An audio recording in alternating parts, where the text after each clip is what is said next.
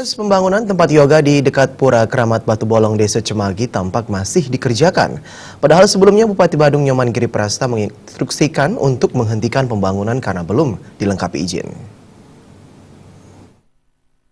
Pembangunan tempat yoga di sebelah Pura Keramat ini diawali dengan keluhan warga setempat yang pembangunan lantai 1 sangat dekat dengan pura.